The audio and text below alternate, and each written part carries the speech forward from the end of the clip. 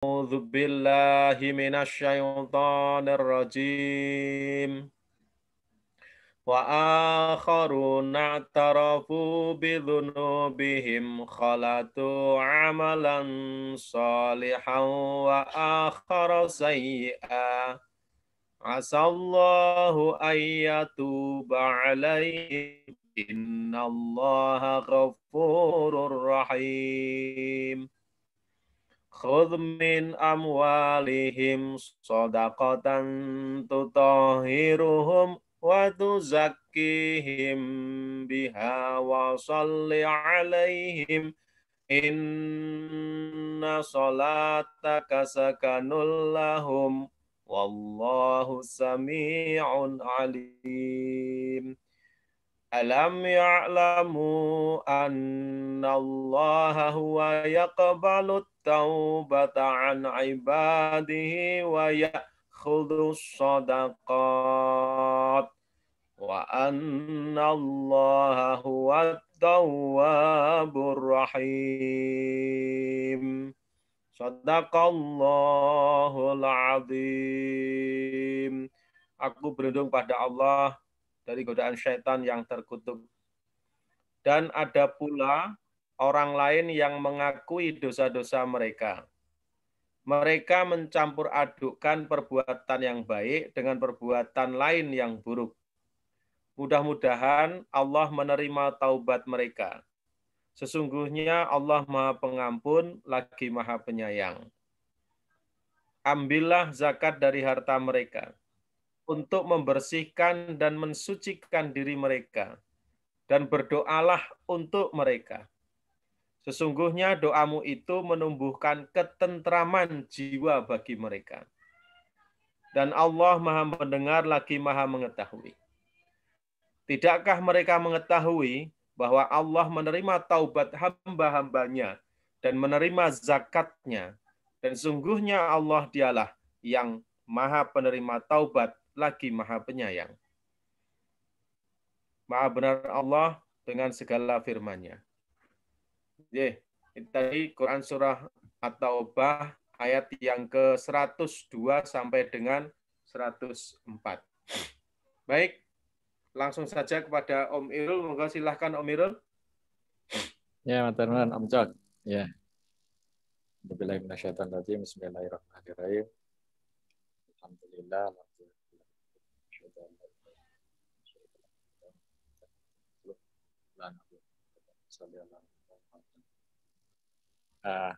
Hari ini kita akan membicarakan sesuatu yang rasanya dulu pernah juga sih tentang tobat ya. Nah, kita akan diskusikan lagi ya. Jadi kita akan diskusi tentang tobat dan kita mulai dengan sebuah cerita ya. Cerita yang sudah pernah kita dengar juga tentang seseorang yang dikabarkan sudah membunuh 99 orang. Dan tanya mana ada orang alim, lalu ditunjukkan orang alim, lalu dia tanya pada orang itu, mana saya sudah membunuh banyak orang, kalau saya bertaubat saya diampuni enggak? Kata orang alimnya, wah, ya kamu terlalu banyak dosanya, enggak akan diampuni. Dia kemudian membunuh juga orang alim itu, dan lengkaplah di 100 orang yang sudah dibunuh ya. Dia mencari lagi orang alim, ditunjukkan lagi orang alimnya. Dia menceritakan bahwa dia sudah pernah banyak membunuh. Nah, orang alim yang kedua ini, apa yang akan menghalangi tobat itu? Oh, pasti diterima tobat. Tapi ada syaratnya. Kamu itu di lingkungan yang jelek. Kamu harus pindah ke lingkungan yang bagus. Kamu pergilah ke kota yang baik. Nah, ada orang-orang yang, oh, ikutlah mereka. Maka kamu akan diterima. Nah, orang ini kemudian mengikuti saran itu dan kemudian hijrah pindah ke kota tersebut, tapi di dalam perjalanan dia meninggal, gitu ya. Kemudian bahkan ada malaikat rahmat dan azab.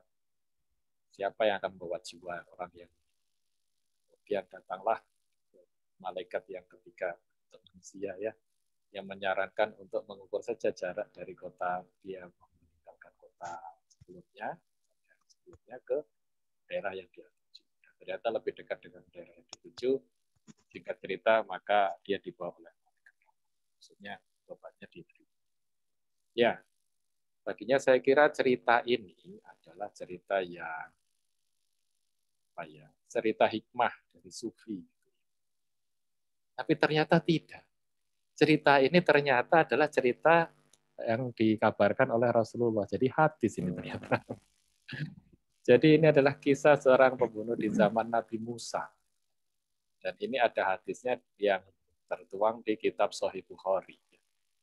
Dikabarkan Nabi bersabda, dahulu pada masa sebelum kalian, ada seorang yang pernah membunuh 99 jiwa. Jadi kisah ini kisah yang benar. Kenapa? Kita percaya sama yang menyampaikan, yaitu Rasulullah. Kemudian orang itu memang membunuh banyak jiwa, diceritakan 9 menjadi 100, dan kemudian bertaubat. Ketika dia mau bertaubat saja, dia malah membunuh lagi gitu ya.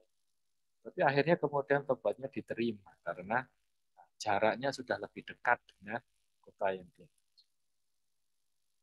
Nah, jadi kisah yang kita dengar itu ternyata bukan kisah cerita-cerita sufi atau cerita moral ya. Ini memang ternyata hadis ini.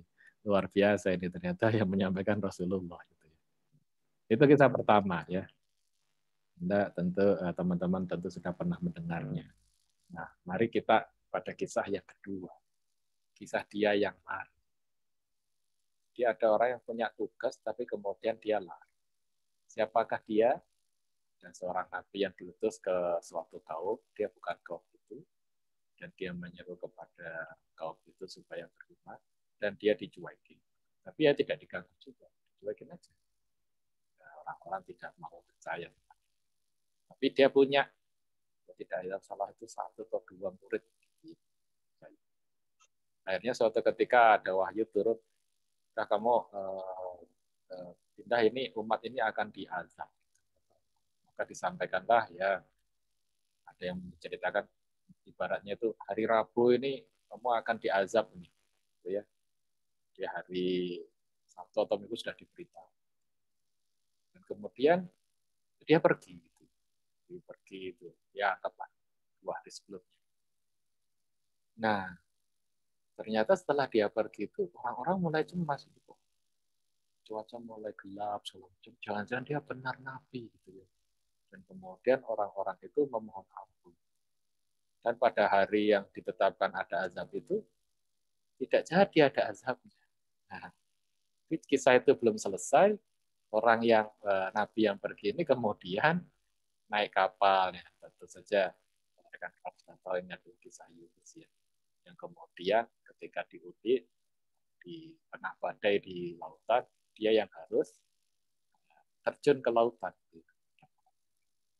Dan akhirnya dia mengalami yang disebut dengan 3 lapis kegelapan. Ya.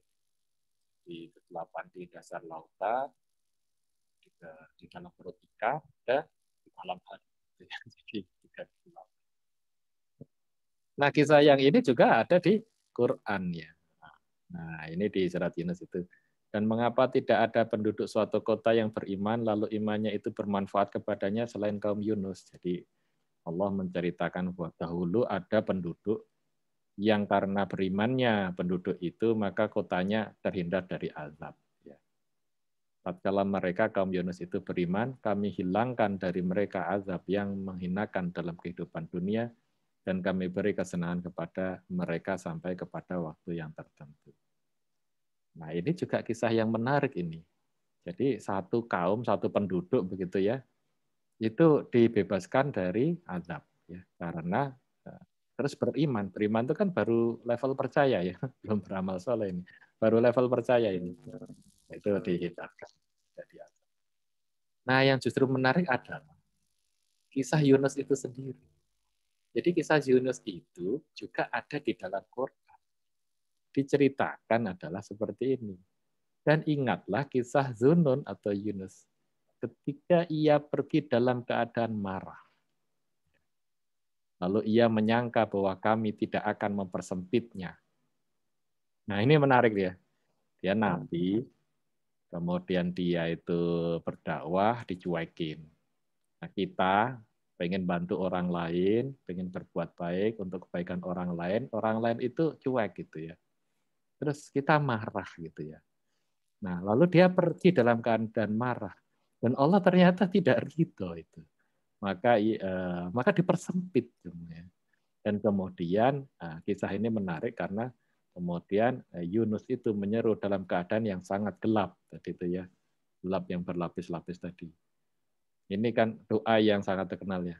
La ilaha illa anta subhanaka inni kuntu minadz dzalimin. Jadi tidak ada Tuhan selain Engkau. Maha suci Engkau, sesungguhnya aku adalah termasuk orang-orang zalim. Nah, apa yang menarik? Jadi dalam kisah ini ada dua taubat sekaligus ya. Yang satu adalah umatnya yang tadi itu tidak beriman jadi beriman, dihindarkan dari azab, dan kemudian nabinya itu sendiri yang pergi karena dalam kondisi marah, emosi itu ya, itu malah yang diberi kesempitan gitu ya, dan kemudian menyadari lalu menyeru la ilaha illa anta subhanaka inni kuntu minadz dzalimin. Jadi ini menarik ini teman-teman bahwa apa yang kita sangka itu ya dosa atau kebaikan itu kadang-kadang persepsi manusia itu berbeda dengan yang Allah inginkan. Ya. Jadi Yunus ini dalam kondisi maksiat sebenarnya ya, karena keadaannya marah. Nah, kenapa? Karena dia meninggalkan tugas. Ya. Dia meninggalkan tugas. Nah, dia meninggalkan tugas karena apa? Ya karena sifat kemanusiaannya dia kesal dengan orang yang dia dakwah itu ternyata kok cuek gitu kan ya. Maka kemudian dia kesal, tapi ternyata itu tidak boleh karena dia nabi. Dia nabi, dia nggak boleh kesal. Nah, jadi apa itu taubat? Itu kan ya. Kenapa ada dua cerita yang di dalamnya ada 3 jenis taubat?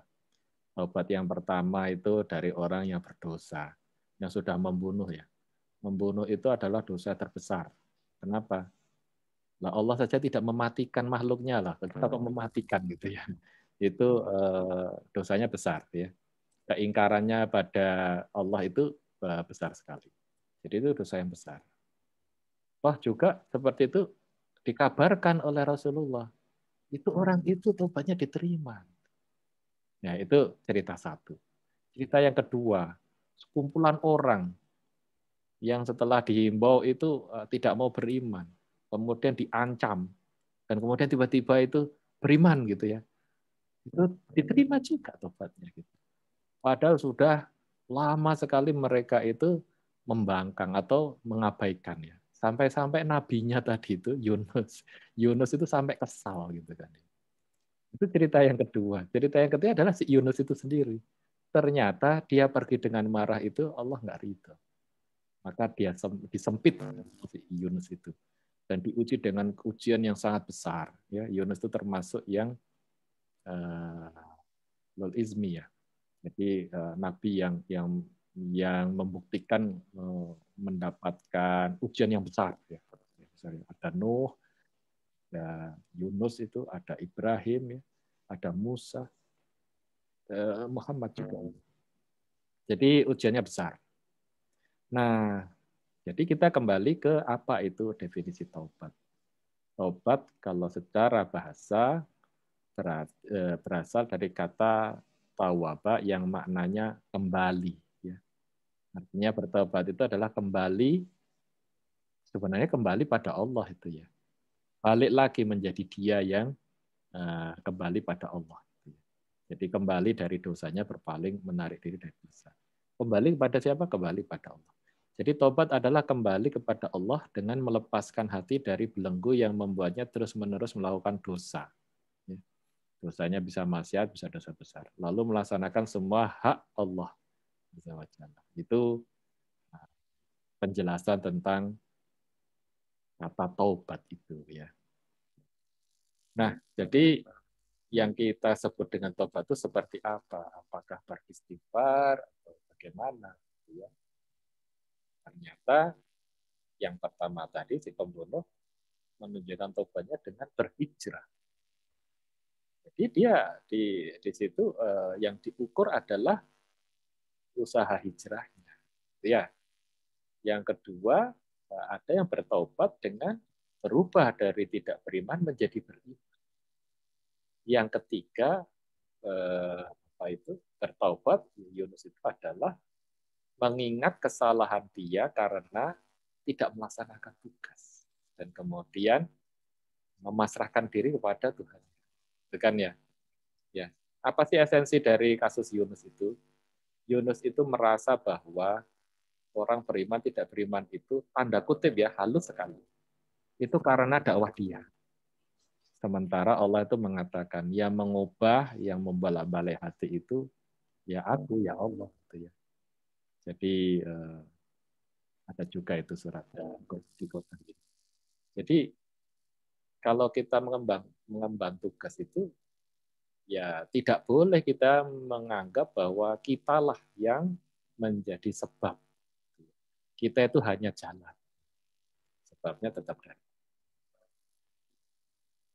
Nah, jadi apa sih pentingnya dari taubat itu?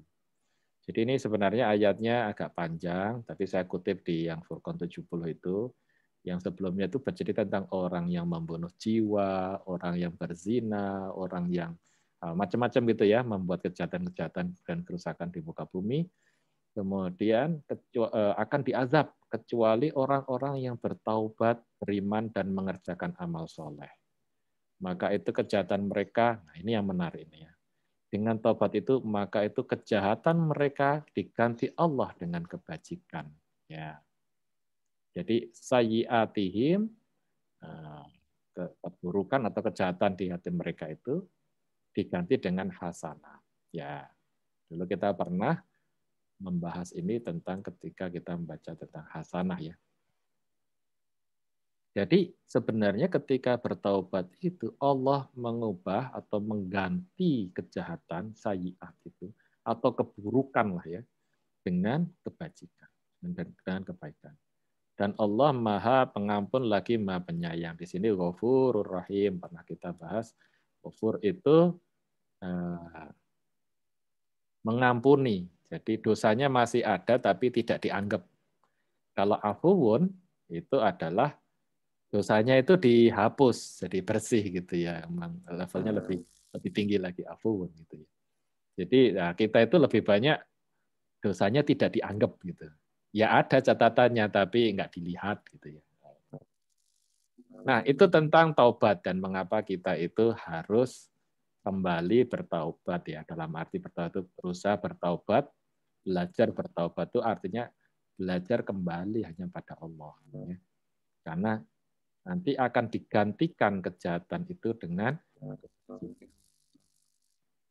Nah, jadi kalau seperti itu terus bagaimana kita tahu sudah diterima tobatnya gitu kan ya.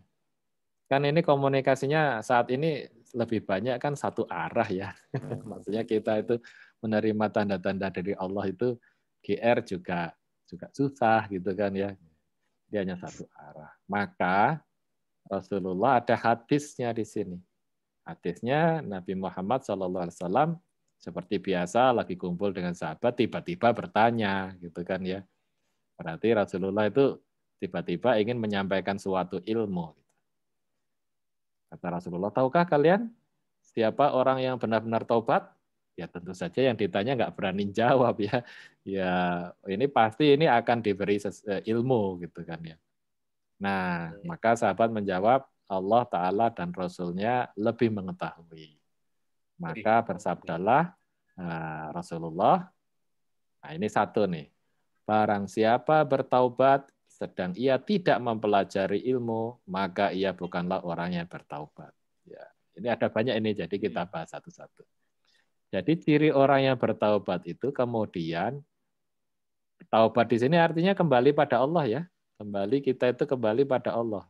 Artinya ya kemudian melakukan apa yang diridhoi oleh Allah gitu ya. Maka ciri-ciri orang bertaubat itu dia kemudian mencari ilmunya ya. Jadi bukan sekedar istighfar ya. Bukan sekedar istighfar kan kita wah taubat itu sama dengan istighfar, yaitu salah satu wujudnya ya. Nah, tapi yang lebih utama adalah bertambah tidak kita mempelajari ilmu pertaubatan itu sendiri gitu ya. Tertarik enggak kita itu untuk mempelajari ilmu kembali pada Allah? Kalau tidak ada ketertarikan itu, lah mungkin memang ya ya belum ya kurang sungguh-sungguh gitu ya tobatnya gitu ya. Nah, kemudian barang siapa yang bertaubat sedang ia tidak bertambah tekun ibadahnya, maka ia bukanlah orang yang bertaubat. Ya. Jadi ciri yang kedua adalah ya, itu adalah bertambah tekun ibadahnya. Ya. Ya tekun itu bisa macam-macam ya, tapi esensi dari beribadah yang tekun itu kan sebenarnya khusyuk ya. Khusyuk. Makin banyak ya juga oke, tapi bisa secara kualitas ya. Meningkat concern-nya gitu saja itu sudah bagus gitu ya. Jadi itu ciri-ciri tobat atau niatnya itu disambut gitu ya, Allah itu menyambut ya. Barang siapa yang bertaubat sedang dia tidak berusaha membuat musuh-musuhnya ridho, maka ia bukanlah orang yang bertaubat. Nah, ini agak susah ini kita memahaminya ya. Kenapa orang yang bertaubat itu berusaha membuat musuh-musuhnya ridho gitu ya? Apa maknanya? Ya, saya tidak mendapatkan penjelasan yang lebih ya. Tapi kira-kira begini, orang yang menjadi baik itu berkurang musuhnya. Ya. Menjadi musuh itu kan mungkin karena sikap dan perilaku. Ya. Jadi musuh-musuh dia ya, bukan musuh Islam ya, kita bedain. Ini musuh. Jadi orang yang banyak banyak musuhnya itu mungkin dia melakukan sesuatu atau bersikap sesuatu sehingga ya dia jadi banyak musuhnya. Entah dia itu ngomongnya atau apanya kan kita tidak tahu gitu, atau perilakunya gitu kan ya. Tapi di sini dia berusaha membuat musuhnya ridho. Artinya apa? Jadi Islam rahmatan lil alamin itu peace gitu ya, damai gitu ya. Kemudian ciri yang berikutnya, barang siapa bertaubat sedang ia tidak mengubah pakaian dan perhiasannya, maka ia bukanlah orang yang bertaubat. Apakah ini maknanya betul-betul ganti baju ya? Kalau saya menafsirkannya bisa jadi saya salah ya. Ini adalah perilakunya ya. Yang tadinya kan pakaian itu apa yang ingin ditampakkan dan perhiasan itu yang ingin ditampakkan ke orang lain. Kalau dia kemudian mengubah bahwa dia tidak ingin menjadi jauh gitu ya apa kan kadang-kadang pamer ya istilahnya pakaian dan perhiasannya itu bukan kemudian ganti baju takwa tapi baju takwanya juga membuat orang wah ini kayaknya pamer baju takwa ini itu sama saja gitu mengubah pakaian dan perhiasannya itu artinya sikapnya di dalam tampil ke orang lain menjadi lebih rendah hati kalau saya menafsirkannya seperti itu apalagi di zaman Rasulullah itu kan lebih banyak orang yang tidak punya daripada yang punya ya. Sehingga bahkan baju itu bisa menjadi suatu tanda kutip kesombongan. Sampai ada yang hadis tentang celana yang lebih dari mata kaki atau baju yang terseret gitu kan ya. Nah, itu kan bukti bahwa saat itu pakaian itu adalah bagian dari cara orang untuk menampilkan dirinya saat itu ya. Nah sekarang ya mungkin bukan hanya pakaian saja ya perhiasannya itu bisa mungkin benda-benda atribut dia gitu kan ya. Apakah itu kendaraan ataukah yang lainnya itu bisa saja. Nah siapa yang bertaubat maka ketika dia mengubah ini adalah mengubah kembali ingin mendapatkan ridha Allah ya. Bukan kemudian pakainya jadi compang-camping ya. Jadi apa itu yang disebut dengan mendapat ridha Allah? Kita bisa belajar bahwa Sulaiman itu mewah dan megah gitu. Tapi Allah ridho gitu ya. Nah itu kenapa? Ya karena tugasnya dia sebagai raja. Gitu. Jadi kalau aktualnya itu katanya begini, kita itu harusnya meniru Rasulullah. Konseptualnya itu meniru Sulaiman ibaratnya gitu ya. Sulaiman itu punya banyak hal tapi dia terlepas dari kemewahannya itu ya. Dia mungkin sudah tidak ada keinginan untuk berbangga dengan itu ya. Tapi secara aktual itu contoh yang lebih dahsyat sebenarnya Rasulullah Muhammad karena semua itu disedekahkan sampai sampai ketika meninggal itu ya memang sudah habis itu ya, nggak ada tanggungan untuk tidak disedekahkan lagi. Barang siapa bertaubat sedang ia tidak mengganti sahabat-sahabatnya, maka ia bukanlah orang yang bertaubat. Nah, ciri yang lain adalah mengganti sahabatnya. Tentu saja dari yang buruk menjadi yang baik begitu ya. Jadi mengganti yang mempunyai pengaruh buruk menjadi yang pengaruhnya baik ya. Bukan sahabatnya sudah baik malah diganti. Jadi kita berusaha memahami apa yang disampaikan Rasulullah. Jadi mengganti sahabat-sahabat ini adalah bukti bahwa dia ingin menjadi lebih baik gitu. Kemudian barang siapa bertaubat sedang ia tidak mengubah akhlaknya, maka ia bukanlah orang yang bertaubat. Nah, ketika kita berniat taubat itu, kita introspeksi diri ya, untuk menganalisis akhlak kita yang masih buruk apa. Allah itu menginginkan akhlaknya yang seperti apa.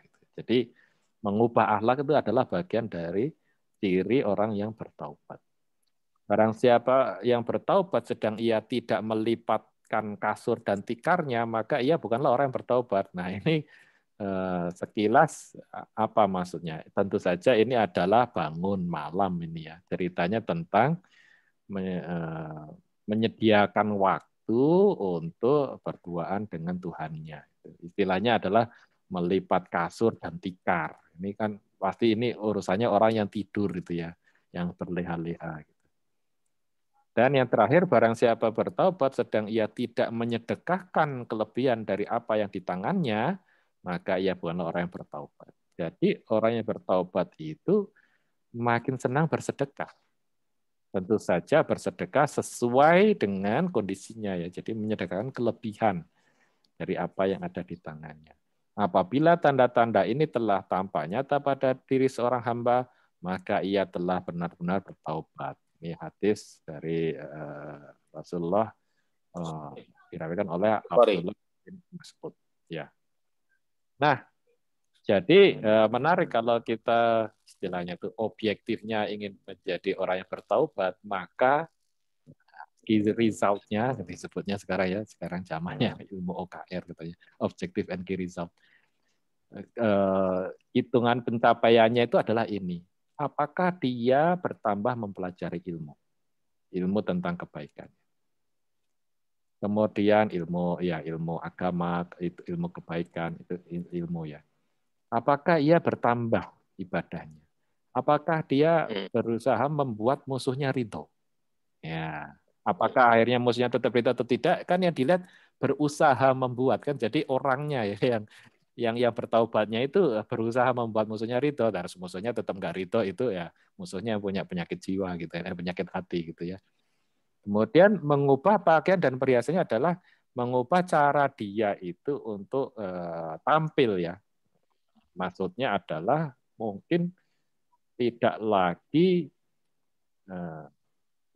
menampilkan terbersit kesombongan gitu ya. Itu kan cirinya ini ya kalau dihubungkan ya.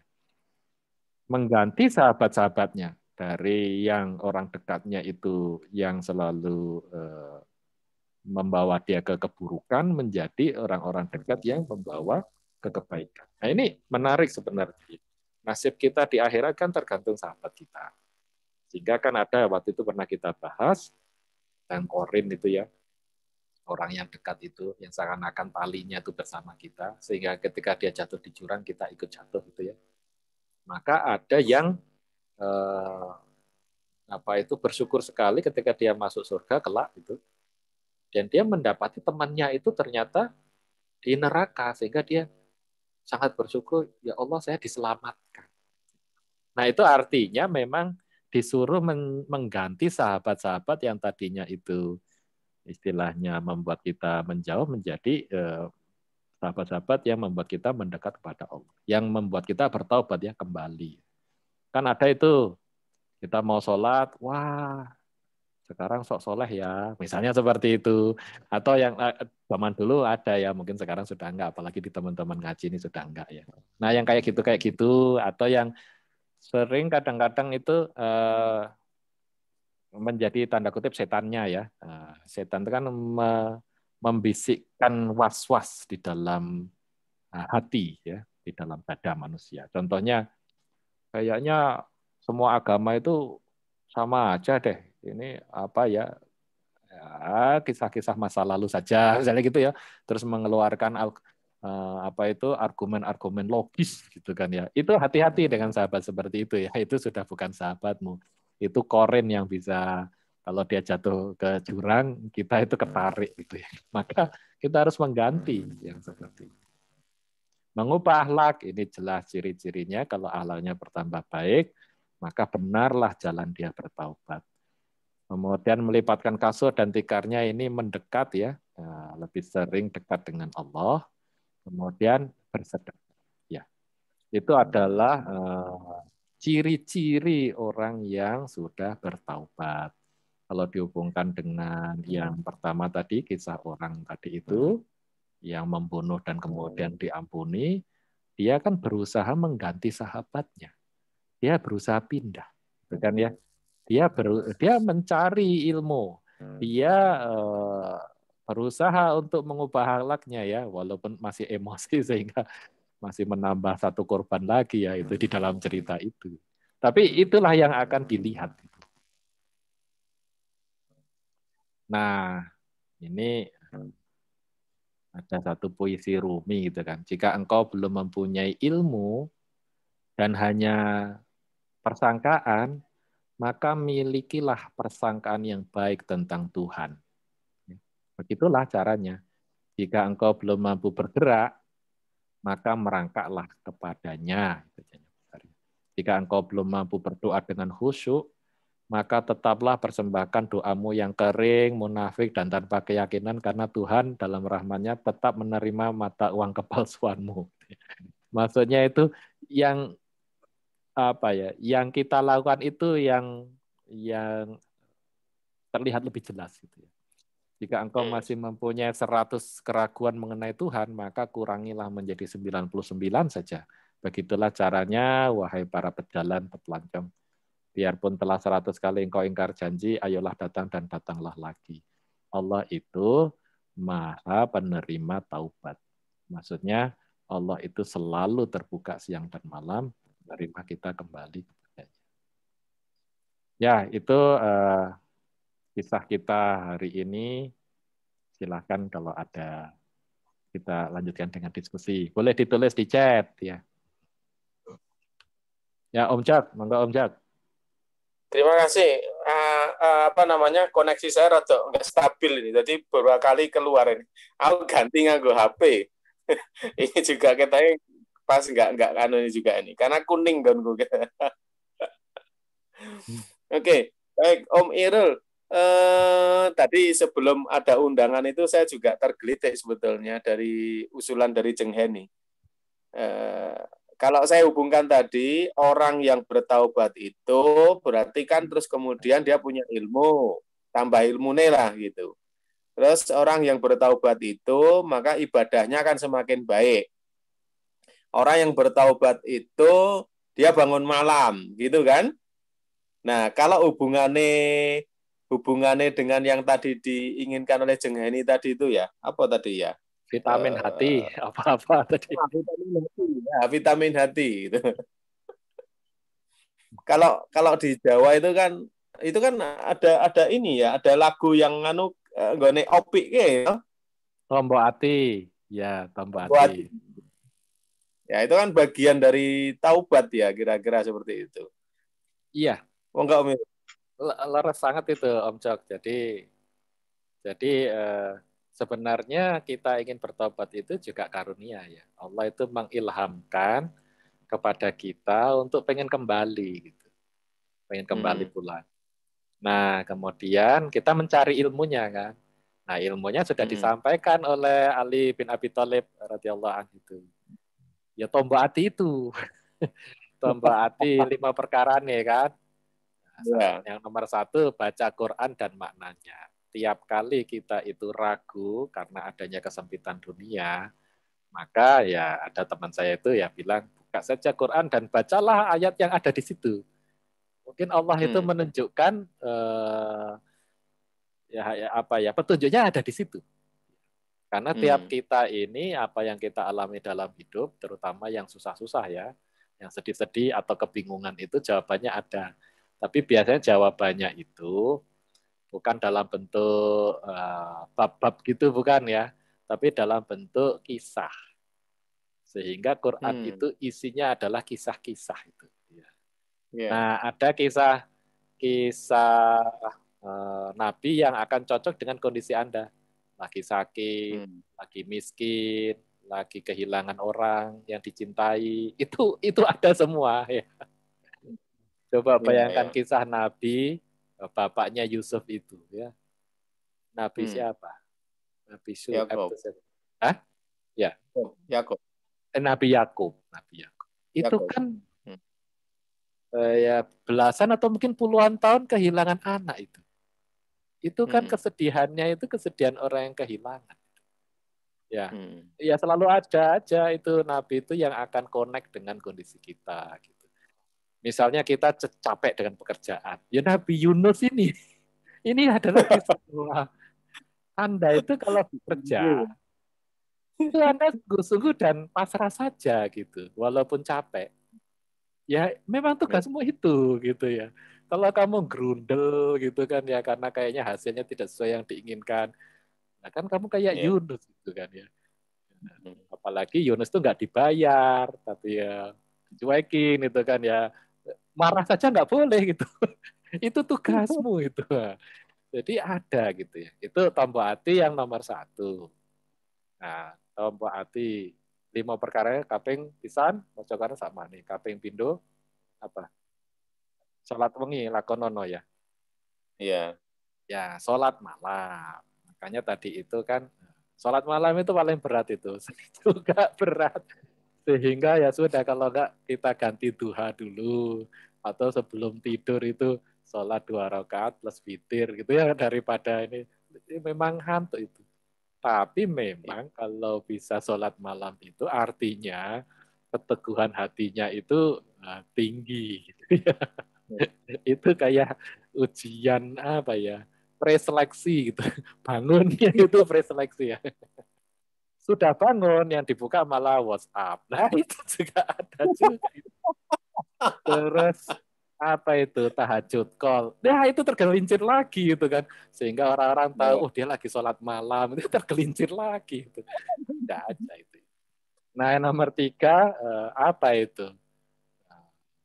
Orang soleh kumpulono gitu ya. Orang-orang yang baik dikumpuli gitu. Berkumpulah dengan orang soleh karena omongan orang-orang yang soleh itu walaupun kadang sederhana itu membawa kebaikan gitu. Jadi ya duduk-duduklah dengan itu. Kalau yang nggak soleh, yang didengarkan itu kayaknya gerutuan aja itu. Sambat aja gitu kan ya. Hidup itu isinya sambat gitu kan ya. Tapi kalau orang soleh itu walaupun punya masalah, ya ya mungkin ada sambatnya tapi kelas sambatnya agak beda gitu kan ya. Mungkin malah jadi mengingatkan kita. Yang nomor 4 apa itu? Poso itu kan. Wetengira ingkang luwe gitu kan. Itu katanya Sunan Kalijogo itu yang membuat lagunya itu. Jadi berpuasa itu juga menjadi jalan untuk ibadahnya lebih khusyuk tadi ya. Itu ciri taubat tadi. Dan yang terakhir itu zikir wengi ingkang suwe. Itu maksudnya gimana itu kan ya. Tapi banyak-banyak mengingat itu kan. Ya memang zikir itu sebenarnya adalah melatih supaya kita sebenarnya supaya jiwanya bangun. Ya, itu benar sekali itu Om Jok. Itu ciri-cirinya itu salah satunya lakukanlah itu. Nanti ukurlah progresnya. Kalau ada progres sedikit pun alhamdulillah gitu ya. Ya.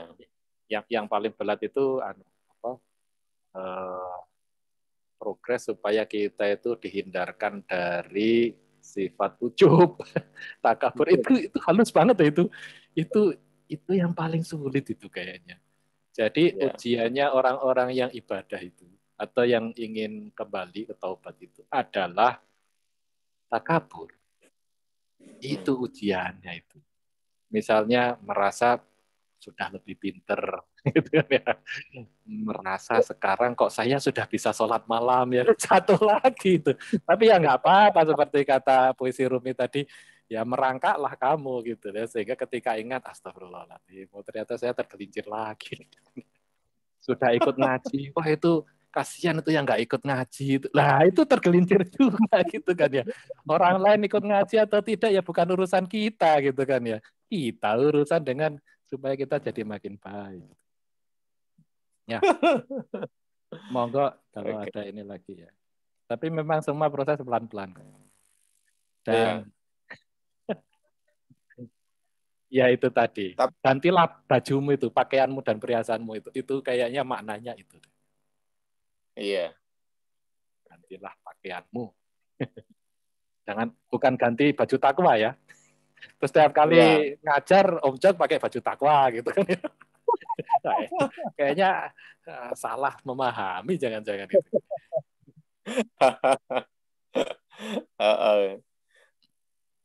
Itu Ya, yang menarik gitu dari kasusnya Nun itu ya apa namanya Allah itu menggunakan nama lain untuk menyebut orang ketika orang itu bermaksiat kepada Allah. Itu kan menarik ini.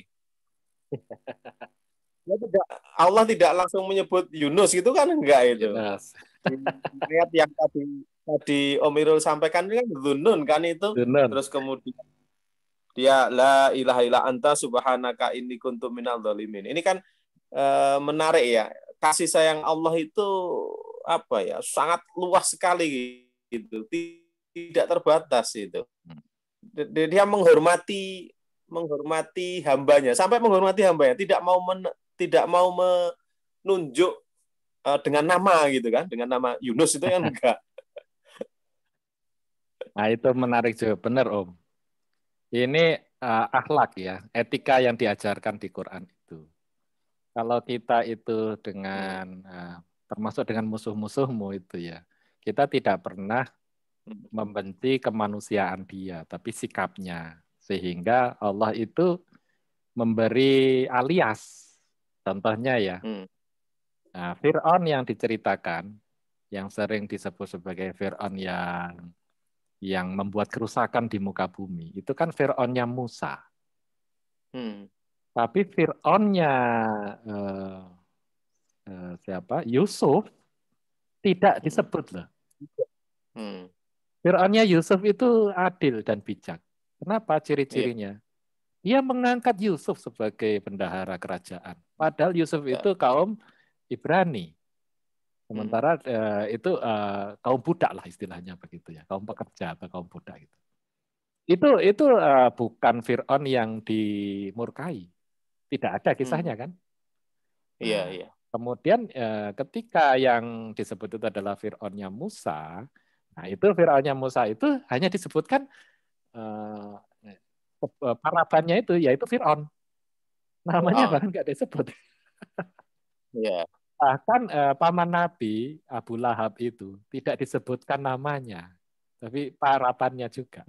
Ya, jadi tapi ketika Allah itu menyebutkan nama-nama orang yang baik, ya, itu disebutkan namanya Lukman misalnya gitu kan ya, Maryam itu. Korun itu saya juga Korun dan Haman itu sebutan pasti, sebutan jabatan atau sebutan, bukan nama aslinya. Nah, jadi memang itu satu akhlak yang menarik tadi disampaikan Om Jok gitu ya. Bahwa ketika memberi contoh itu, karena yang ingin ditunjukkan itu adalah sikap yang tercelanya. Jadi sehingga sama juga ketika disebutkan Yahudi, ingat Yahudi bukan Yahudi sebagai ras.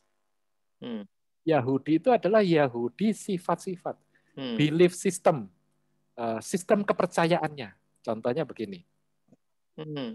Mereka itu percaya bahwa riba itu tidak masalah.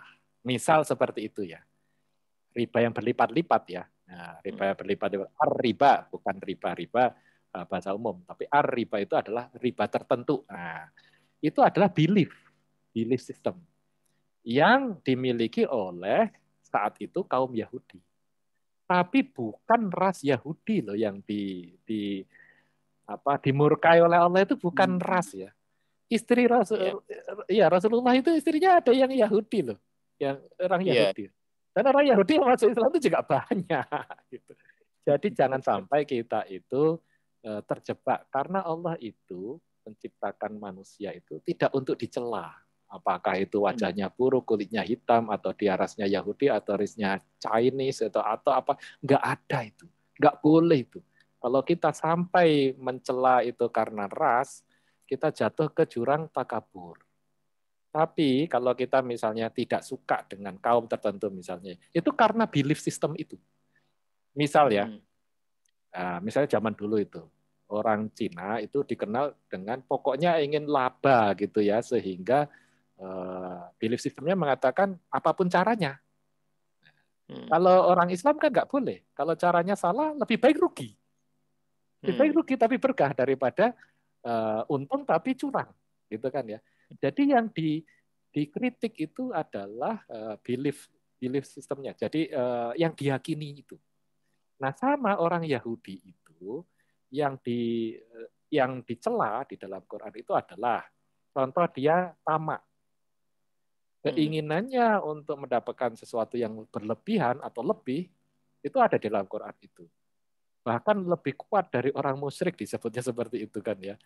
Karena itu keinginan untuk mendapat untung berlebihan gitu kan ya, untuk menguasai dunia untuk berlebihan. Itu yang dicela. Kemudian suka membangkang dengan cara pura-pura nanya. Itu kan kasus yang Al-Baqarah itu yang disuruh cari sapi betina itu kan ya, untuk menghidupkan orang gitu kan ya. Nanya itu. Nanyanya itu karena tidak percaya. Lah kamu itu bujuin. Terus mana ada sapinya yang kayak apa? Terus kayak gini. Sampai akhirnya hampir-hampir tidak bisa ditemukan sapi itu. Sampai akhirnya ternyata ditemukan kabarnya itu milik seorang yatim yang kemudian dihargai cukup mahal lah gitu ya. Dan sapinya itu disembelih, ekornya disabetkan, orangnya bangun, yang bunuh saya ini, terus mati lagi gitu kan ya. Jadi mujizatnya itu seperti itu, bukan orangnya terus hidup, terus enggak ya, cuman bilang yang bunuh saya ini terus mati lagi. Tapi yang dicela adalah sifat bertanya yang sebenarnya karena ingin menghindari tugas. Ya.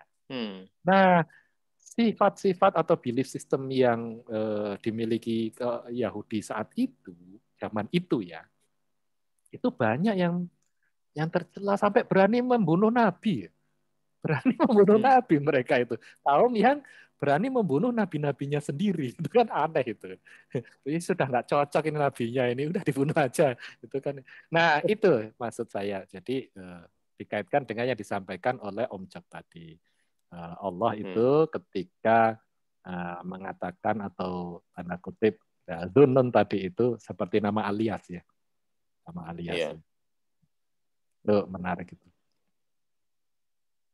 Ya. Oke, monggo teman-teman, saya beri kesempatan. Monggo silakan. Ini bagus sekali ini penjelasan dari Om Rudi. Dzunun itu karena dimakan oleh ikan nun. Ya, jadi itu istilahnya yang dimakan oleh nun gitu ya. Ya.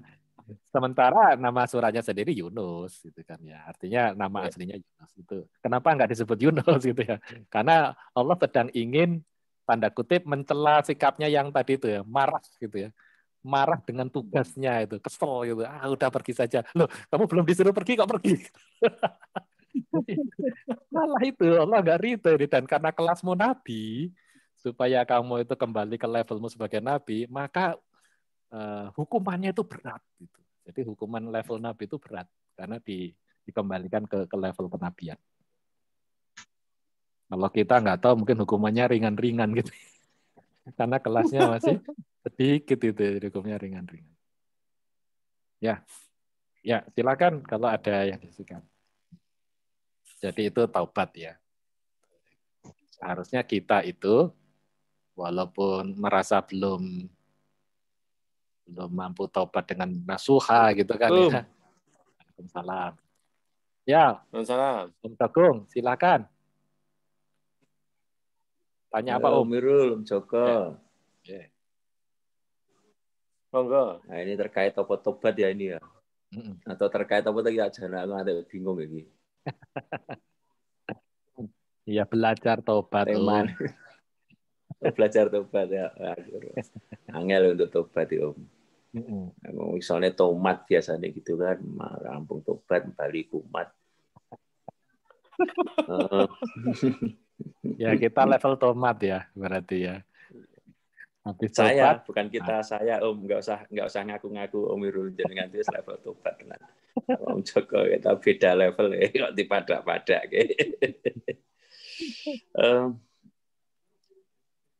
nek nganu Om, nek misale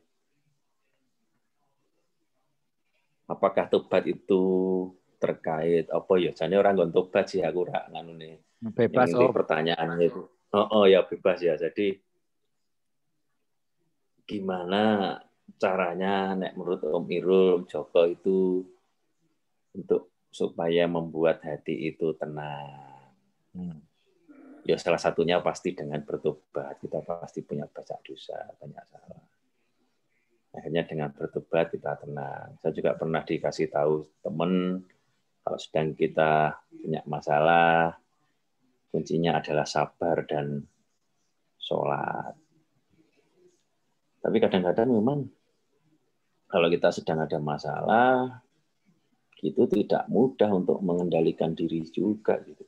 Pengennya ya tahu itu tahu cara mengendalikan diri nganu ku ojo jangan terlalu emosi misalnya gitu. Tapi kadang-kadang nahan emosi kan juga susah ya. Emosi kan macam-macam ya, emosi bisa marah, bisa ini, bisa sedih yang berlebihan gitu namanya emosi. Ya kadang-kadang mengontrol hal kayak gitu itu masih belum pinter. Caranya biar pinter itu gimana? Itu aja Om. Ya, makasih. Ya, matur nuwun. Gimana Om Jok gitu Om Jok? Biar pinter noto hati Om Jok. Baik, saya ya, kita ingat pengajiannya sedulure Om Dok itu loh. Dokter siapa? Aduh. Di tempatnya Jeng Iwut dulu itu loh. Om Irul juga datang tuh waktu itu kan? Di Jogja ya waktu itu ya. Serata lali.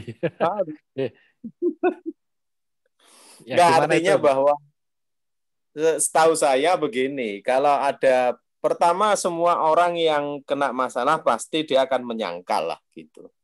Kita kalau ada masalah mesti akan menyangkal. Wes pokoknya nggak menerima lah, nggak mau terima dengan masalah itu. Tapi kemudian lambat laun seiring dengan kita ini banyak ala bidzikrullahi tatmainnul qulub gitu ya. Waktu itu dijelaskan begitu. Sepanjang kemudian kita ini banyak mengingati Allah, maka kemudian Allah pun akan mengingati kita. Nah, disitulah kemudian timbul rasa tenang itu. Ketika timbul rasa tenang, maka masalah itu ya sudah akhirnya acceptance, kita bisa menerima masalah itu. Nah, dengan demikian maka saya melihatnya supaya kita ini bisa istiqomah gitu ya, bisa istiqomah ya. Tadi sudah banyak disampaikan Om Irul dengan ilmu tadi, tapi saya akan menyoroti saya lebih banyak untuk bisa mengingati Allah gitu. Ala bidzikrillah tatmainnul qulub. Jadi berbanyak-banyak kemudian kita mengingati Allah, maka Allah juga akan mengingati kita. Nah, tadi disampaikan juga oleh Om Dok tadi, kalau ada musibah berarti kita akhlak kita itu adalah sabar dan sholat. Jadikan sabar dan sholat itu penolongmu. Nah, bagaimana kita bisa sabar? Nah, salah satunya adalah kita sering mengingati Allah. Maka kemudian kita akan sabar.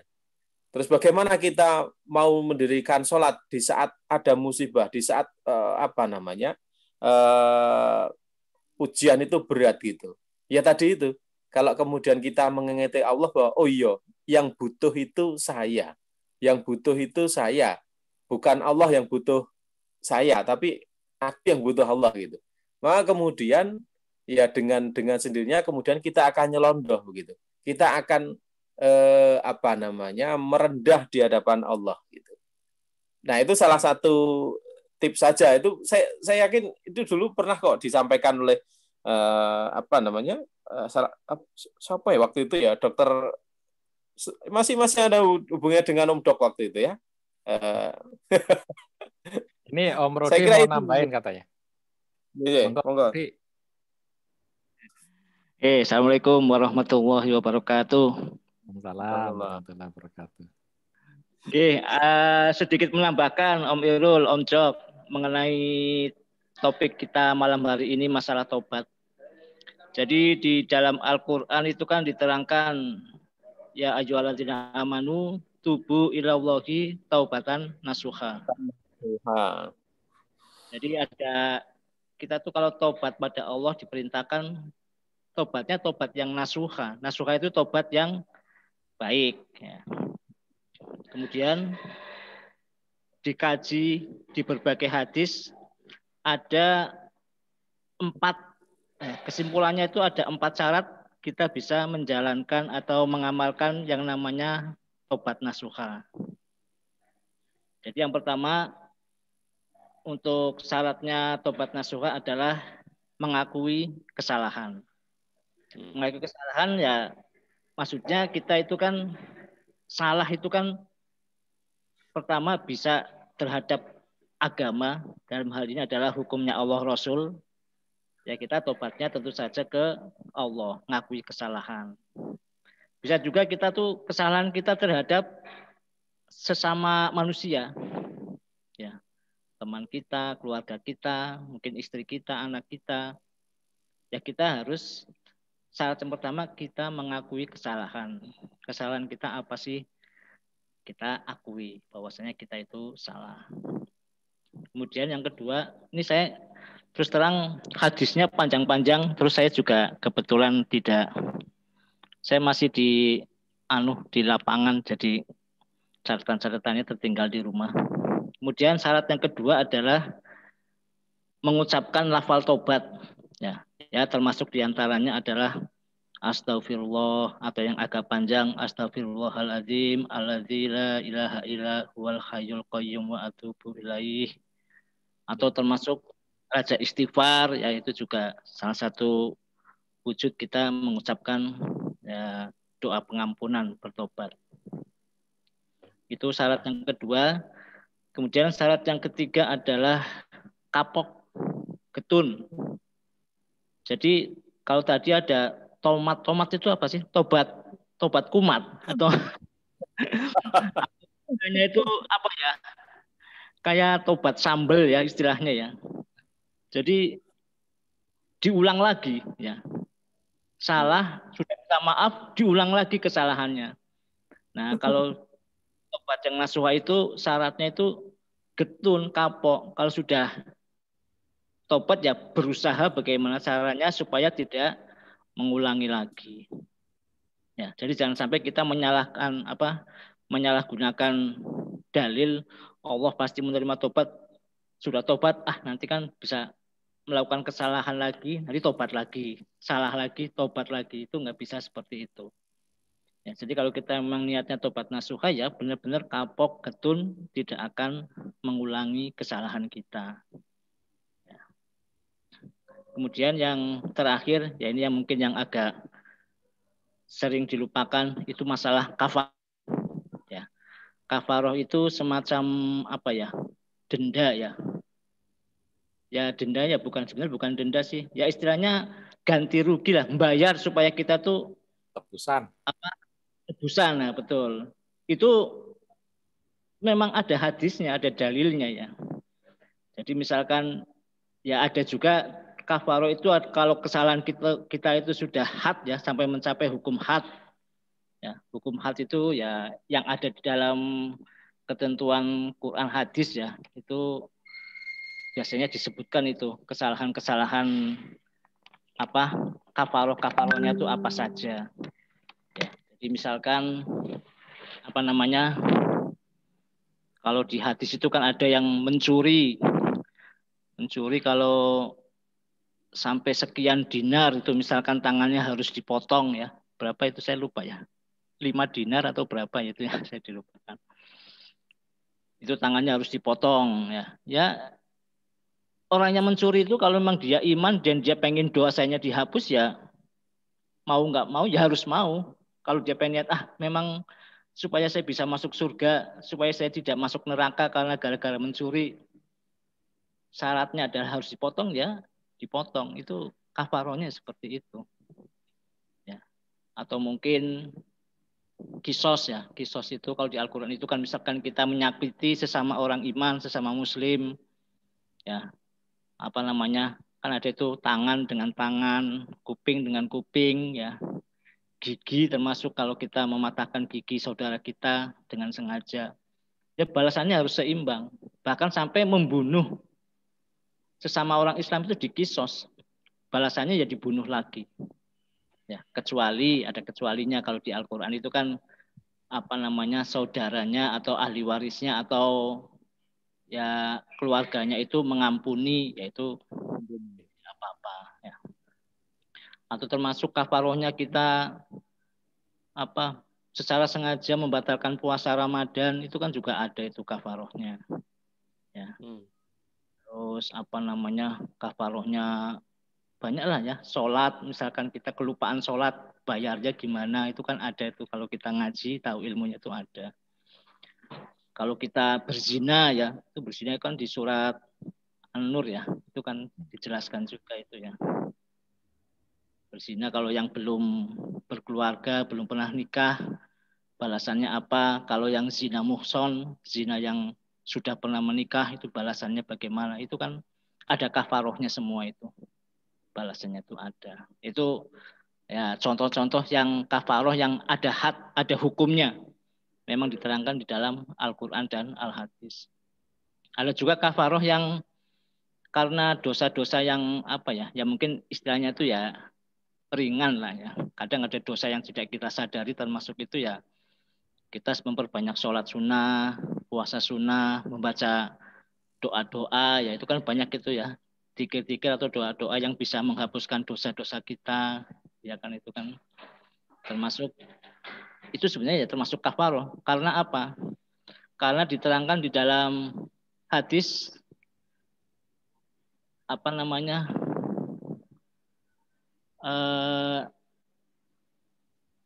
apa sih namanya,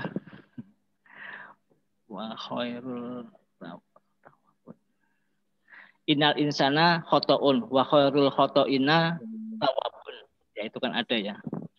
Jadi ya. Manusia itu tempat salah. Ya, khotoina itu sebenarnya bukan tempat salah, tukang salah.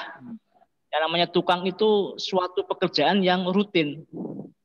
Jadi manusia itu sebenarnya sadar nggak sadar, tahu tidak tahu itu rutin melakukan kesalahan. Termasuk yang kita tidak sadar, makanya ada doa yang kita tuh minta doa dari kesalahan yang samar yang kita tidak tahu. Karena memang kita tuh tempatnya dosa. Ya. Tapi oleh Allah, wa khairul khotoina tawabun. Dan sebaik-baiknya orang yang bersalah, yang suka berbuat salah adalah tawabun, orang yang bertobat. Bertobat itu. Jadi itulah hebatnya Allah Rasul itu seperti itu dalam memberi hukum. Meskipun kita tuang salah, tapi kita tetap dianggap baik karena kita selalu ada salah tobat, ada salah tobat. Itulah. Makanya termasuk kalau kita sering mengaji itu banyak doa-doa, zikir-zikir dan amalan-amalan yang bisa sebagai kafaroh penghapus dosa kita sebagai syarat kita menjalankan, mengamalkan tobat dan nasuha itu. Insya Allah itu tambahan dari saya. Matur nuwun. Om Irul, Om Joko, silakan dilanjutkan. Oke. Assalamualaikum warahmatullahi wabarakatuh. Salam warahmatullahi wabarakatuh. Jadi memang kalau sudah levelnya itu orang yang sudah ingin tobat nasuha ya, itu kisah yang paling dahsyat itu adalah seorang wanita yang minta untuk dihukum rajam. Itu sampai Rasulullah itu menundanya sampai 2 tahun, sampai melahirkan, habis itu menundanya 2 tahun sampai wah itu menurut saya ultima lah. Nah, kembali ke pertanyaannya Om Dok tadi ya, gimana sih supaya noto ati gitu. Nah, akhir-akhir ini saya sedang belajar juga itu caranya. Jadi sejak tahu bahwa para sahabat itu selalu mencari-cari tiket untuk beramal soleh gitu. Tiba-tiba pernah ada teman lah ya, satu pengajian itu bilang begitu. Jadi untuk setiap apa yang kita hadapi itu kan tidak terlepas dari qada qadar kan. Nah, tugas kita itu mencari-cari ini tiket apa supaya saya bisa amal soleh. Misal ini ya, kita dapat musibah, kita bertanya, ini tiket apa ini supaya saya bisa beramal soleh? Oh, suruh sabar. Ketemu teman yang menjengkelkan, ini tiket apa ini teman ini kok menjengkelkan, kok dipertemukan dengan saya gitu kan ya. Ya Allah, ini disuruh apa ini saya ini kan ya. Oh, disuruh sabar dan menemani dia malah. Mungkin seperti itu ya. Itu tiket amal kita gitu. Atau misalnya kita disakiti orang lain gitu ya. Apa ini ada tiket apa ini yang. Jadi kita itu setiap hari itu mencari-cari tiket yang ditawarkan oleh Allah supaya kita bisa beramal soleh gitu. Sehingga apapun yang dihadapkan ke kita itu suatu kesempatan. Karena Allah itu menjanjikan surganya itu pasti adil kan. Semua orang dikasih kesempatan sama kan. Nah, kita kan mikirnya waduh bisa sholat dengan khusyuk, dengan nyaman, tempatnya nyaman, bajunya bersih. Nah, gitu ya. Itu pikiran kita bahwa supaya sholat bisa khusyuk. Ternyata Allah itu ngasih tiket. Kamu saya kasih kesempitan dan kamu kemudian bersabar, kamu dapat surga juga. Jadi kita selalu dikasih tiket ini. Keluarga lagi ribut, kurang duit, sakit, di jalan dipisui orang gitu kan ya. Langsung ya Allah, aku kok dikasih ini tuh tiket apa gitu kan. Menurut saya itu sih, kalau kita punya kesadaran itu insya Allah ya mudah-mudahan kita berhasil membelanjakan tiket itu dengan benar dan baik gitu ya, sehingga itu jadi jalan kita ke surga gitu. Iya.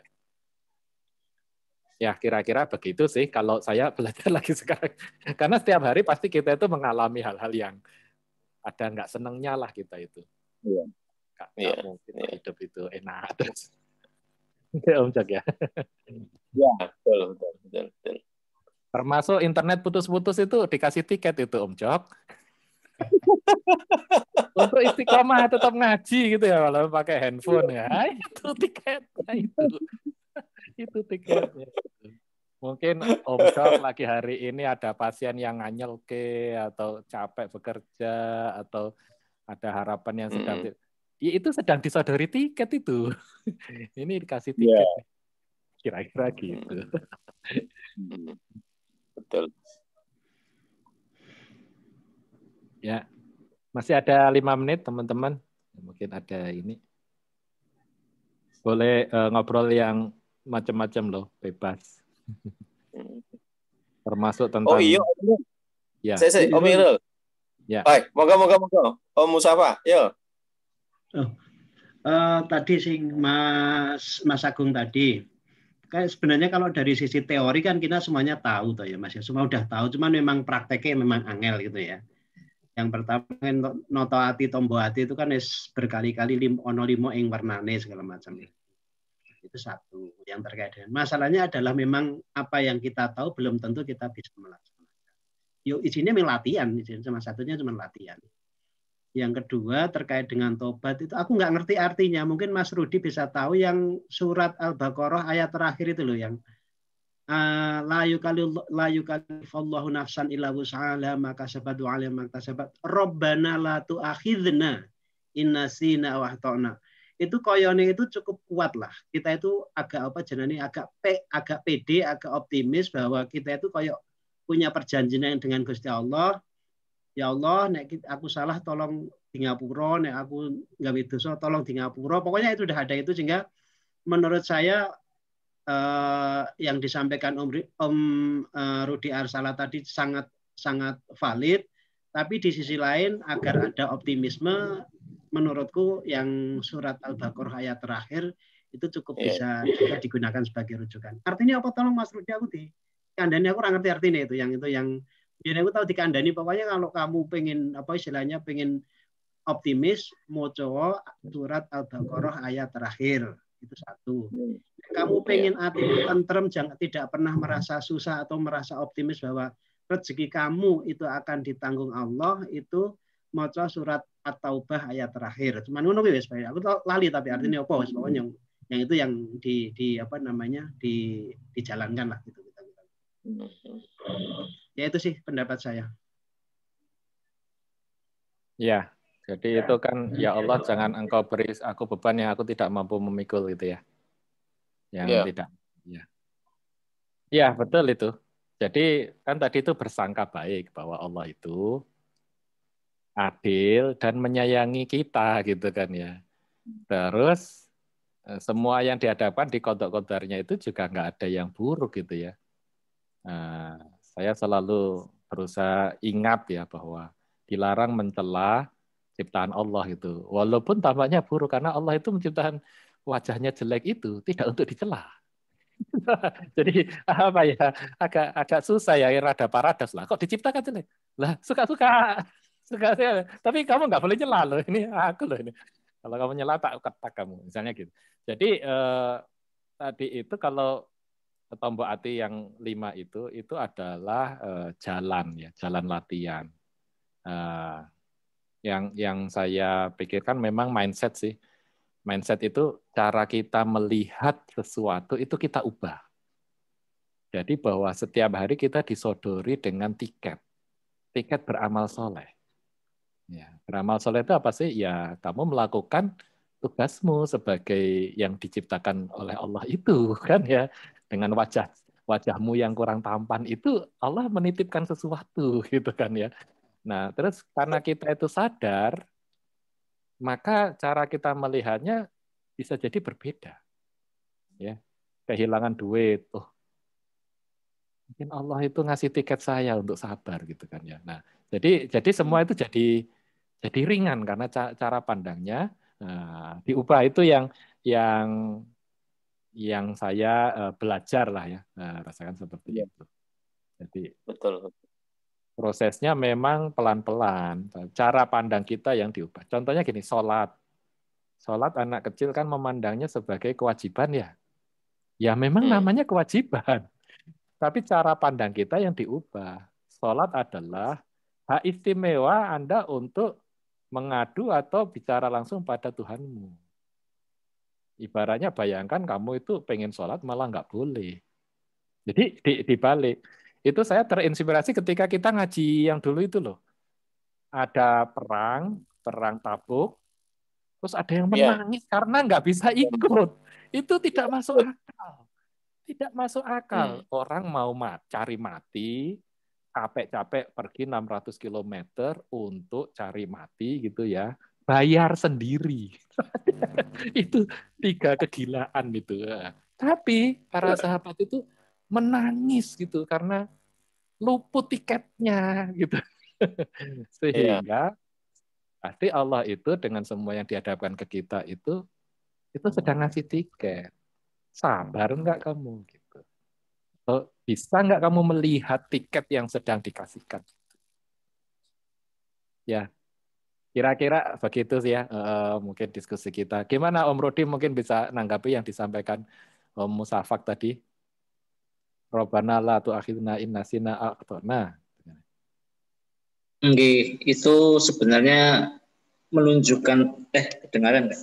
Itu kan ayat terakhir itu kan termasuk 3 ayat terakhir itu kan memang punya kefadulan ya. Kalau di hadis itu banyak yang menunjukkan, terutama ya sebenarnya ada 3 di Al-Baqarah, ada 3 yang awal, 2 yang tengah. 2 tengah itu maksudnya ayat kursi sama satu ayat selanjutnya itu. Terus yang terakhir ya yang banyak disebutkan 3 ayat yang terakhir itu termasuk doa yang manjur lah, mustajab untuk supaya kita terhindar dari salah. Ya termasuk tadi doa untuk bertobat itu. Sebenarnya itu. Kalau yang at-taubah seingat saya itu kan hasbunallahu la ilaha illahu alaihi tawakkalna wa huwa rabbul arsyil azim. Itu juga doa juga. Tapi itu sebenarnya doa untuk, kalau di hadisnya itu doa untuk ini saat kita berperang itu. Kalau kita menghadapi orang kufur yang kita ajak untuk berperang lah. Istilahnya kita ajak sudah tidak mau, mereka malah memusuhi kita, memerangi kita. Kita membaca doa itu. Yang at-taubah terakhir itu dari saya yang tahu saya itu. Oke, makasih. Iya, betul. Om Rudi. Ya, Om Jok, ini sudah jam 9. Monggo Om Jok. Baik, saya garis bawahi yang disampaikan Om Rudi ya. Hasbiyallahu la ilaha illa wa alaihi tawakkaltu wa huwa rabbul arsyil azim. Itu taubat ayat terakhir dari Quran surat At-Taubat. Itu kalau Rasul itu mencontohkan dibaca setelah sholat subuh dan juga setelah sholat maghrib. Itu sebagai penutup dari ketika kita membaca ayat kursi, terus kemudian membaca surat Al-Ikhlas, surat Al-Falaq, dan surat An-Nas ditutup dengan ayat terakhir tadi itu. Nah, itu manfaatnya, fadilahnya itu supaya kita mendapatkan perlindungan yang lebih gitu ya. Ketika kita masuk maghrib berarti nanti dilindungi sampai dengan subuh. Ketika subuh baca lagi itu dapat perlindungan sampai maghrib. Begitu seterusnya. Kira-kira seperti itu yang saya dapatkan dari bacaan tadi. Ya. Matur nuwun Om Irul, terima kasih teman-teman semuanya yang sudah berpartisipasi. Saya lihat ini Om Dok ada ya. Monggo Om Dok ya. Om Dok silahkan memberikan satu kata sambutan ya. Biasanya kita emburi wae ra apa-apa wis. Penata Om. Waduh. Nggih. Matur nuwun Om Irul, Om Joksan, Om Rudi, tadi Om Musafa, dan teman-teman semua yang ada berapa ini? 21. Ada Jeng Heni Kartika ini yang ini wajahnya mirip Om Irul ini. Kemudian ada Om Ageng Aziz, Jeng Anin, Om Barno DT itu daun tanduran ya, singkatannya itu Om Barno sekarang lagi jualan tanduran, jadi namanya Barno dedaunan tanduran itu. Didit Om Yogi, Om Yogi sekarang makin lemu melenuk gitu ya. Saya sarankan besok lagi Om Yogi kalau kemana-mana pakai BH. Soalnya saya gede banget nih. Cenginung yang jualan. Oh iya Om. Pak pun neng video kita tua. Nah, jadi terus. Om Didit, Usman ini juga yang semalam ketemu Om Usman, ketemu Om Yogi, Anggi itu Om Usman, aduh rambutnya ya Allah kayak susu manuk. Jeng Inung yang lagi bagi-bagi pisang. Jeng Irma lo, salam buat Om Martanto gitu. Jeng Titi, Jeng Pipin, Jeng Ratri, mantan saya, mantan majikan, Jeng Retno, Jeng Sita, Jeng Tare, Jeng Windeng. Om sing isor dhewe iki rapatian nyenengke sak lanang ya, Om Israr. Wedok ya nyenengke ning lanang. Makasih sekali Om Irul dan Om Joksan ini bisa mengawal sampai 26 kali ini mungkin ya pertemuan pengajian Zoom. Wah, luar biasa ini kalau di lumpuk-lumpuk ilmunya banyak sekali. Jadi moga-moga jadi amal jariahnya buat Om Irul sama Joksan. Amin. Terus semoga nanti setelah ini COVID-nya selesai kita bisa ketemu lagi, kemudian bisa bertatap muka. Soalnya kalau begini kan nggak ada suguhnya, cuma itu ilmunya. Setiap kali yang bicara Umirul saya mesti seneng ya. Rungak gue ini sosok walaupun ngawur neng merasuk di hati lah gitu kira-kira. Nggak ada yang Umirul. Ilmunya selalu ada.